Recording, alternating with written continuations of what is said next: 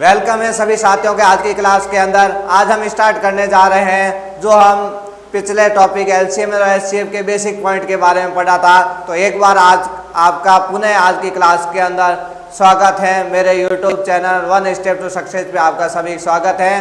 तो हम एलसीएम और एचसीएफ के बेसिक पॉइंट के बारे में हमने पिछली क्लास के अंदर पढ़ा था। आज हम इसके क्वेश्चन आंसर हैं वो लेके चलेंगे जो आपके एसएससी बैंक रेलवे के अंदर पूछे हुए क्वेश्चन हैं वो आपके इस चैप्टर के अंदर हम लेके जा रहे हैं। तो आज की शुरुआत करते हैं हम पहले प्रश्न की तरफ। तो पहला प्रश्न आपके पास क्या लिख रखा है कि ये संख्याएं दे रखी हैं और इन संख्याओं का आपको लघुत्तम समापवर्त एलसीएम ज्ञात करना है। तो हम इसका क्या ज्ञात करते हैं, एलसीएम ज्ञात करते हैं। संख्या आपके पास क्या दे रखी है, एक तो 2 की घात 4 इंटू 3 की घात 4 इंटू 5 की घात 3 और क्या है आपके पास 2 की घात 2 इंटू 3 की घात 6 इंटू 5 की घात 5 इंटू 7 की घात 2। इसका लघुत्तम समापवर्त मतलब एलसीएम आपको क्या करना है, ज्ञात करना है। तो एलसीएम के अंदर हम क्या लेते हैं, संख्याओं के अंदर जो बड़ी घात है वो लेंगे। तो यहाँ 2 की घात 4 है या 2 की घात 2 है, तो बड़ी कौन है 2 की घात 4। तो यहाँ पे हमने क्या ले लिया 2 की घात 4। फिर अगले में देखते हैं क्या है 3 की घात 4 और 3 की घात 6। तो बड़ी कौन सी है इसमें 3 की घात 6। फिर आगे क्या लिख रखा है 5 की घात 3 और 5 की घात 5। तो बड़ी कौन सी इसमें 5 की घात 5। फिर आगे और क्या संख्या बच गई 7 की घात 2। ये आपका क्या हो जाएगा एलसीएम। और ये किस ऑप्शन के अंदर है, डी ऑप्शन में है। तो आप वैसे क्वेश्चन को देखते भी आप आंसर दे सकते थे। देखो यहाँ 2 की घात 4 है या 2 की घात 2 है, तो बड़ी कौन है 2 की घात 4। तो 2 की घात 4 वाला एक ही ऑप्शन है, तो आप डी ऑप्शन डायरेक्टली यहाँ पे इस क्वेश्चन में टिक कर सकते रहे। इतना सॉल्यूशन करने की भी आपको जरूरत नहीं। लेकिन जब ऑप्शन आपके पास 2 की घात 4 और ज्यादा हो गए तो इसलिए आपको ये चीज भी बता दी जिससे आप इजीली सॉल्यूशन कर सके। अब हम अगले प्रश्न सेकेंड क्वेश्चन क्या है आपके सामने 5/6 15/16 25/32 का एलसीएम ज्ञात करना है। क्या ज्ञात करना है एलसीएम, और ये आपके एसएससी सीजीएल में क्वेश्चन पूछा हुआ है। तो आपको पता है जब भिन्नों के अंदर संख्या दे रखी है और उसका एलसीएम ज्ञात करने का हमारे पास फॉर्मूला था, क्या करना है आपको एलसीएम ज्ञात करना है। तो एलसीएम के अंदर क्या होता है, सबसे पहले हम अंश का क्या निकालते हैं एलसीएम और हर का क्या निकालते हैं इसमें एचसीएफ। अंश का क्या निकालते हैं एलसीएम निकालते हैं और हर का क्या निकालते हैं एचसीएफ।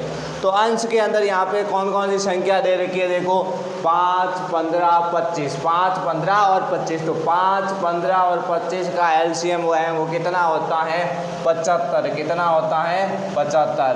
और हर का क्या निकालना है एचसीएफ। तो हर का एचसीएफ निकाले, हर के अंदर कौन है 6 16 और 32। तो 6 16 और 32 का एचसीएफ कितना होता है 2। तो यहाँ आपके पास क्या आ गया आंसर 75/2। कितना आ गया 75/2। तो कौन से ऑप्शन के अंदर है, बी ऑप्शन के अंदर दिया हुआ है 75/2। तो बी ऑप्शन यहाँ आपके क्या हो गया क्वेश्चन, बी ऑप्शन क्या हो गया सही हो गया। तो ये सेकंड क्वेश्चन का आपके पास क्या हो गया सॉल्यूशन हो गया है।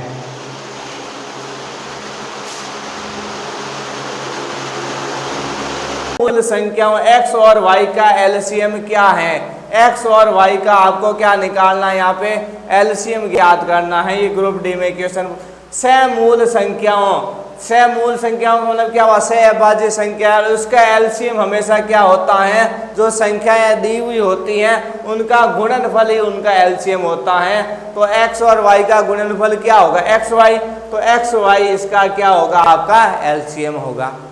अब हम अगले क्वेश्चन की तरफ बढ़ते हैं। चौथा प्रश्न क्या है आपके पास, यदि दो संख्याओं का लसअप एलसीएम और मसअप मतलब एचसीएफ 70 और 7 दे रखा है और यदि उनमें से एक संख्या 35 है, उसमें से एक संख्या कितनी है 35 है, दूसरी संख्या कितनी होगी ये हमारे को ज्ञात करना है। तो इसका एक सिंपल ही सूत्र होता है। सूत्र क्या होता है, एक संख्या इंटू दूसरी संख्या। भाई दोनों संख्याओं का जो गुणनफल होता है वो एचसीएफ और एलसीएम के गुणनफल के क्या होता है बराबर होता है। तो ये हमारे पास गुणनफल क्या है, एक संख्या क्या दे रखी है आपके पास इसमें से 35, तो एक संख्या तो 35 दे रखी है, दूसरी संख्या हमारे को क्या करनी है, ज्ञात करनी है। और आपके पास HCF, तो HCF कितना दे रखा है 7 और LCM क्या दे रखा है 70, 7 × 70। अब 35 गुणे वाले कहाँ चले जाएंगे, भाग में, तो क्या कर देंगे इसमें 35 का क्या दे देंगे, भाग दे देंगे, तो हमारे पास कौन सी संख्या आ जाएगी, दूसरी वाली संख्या।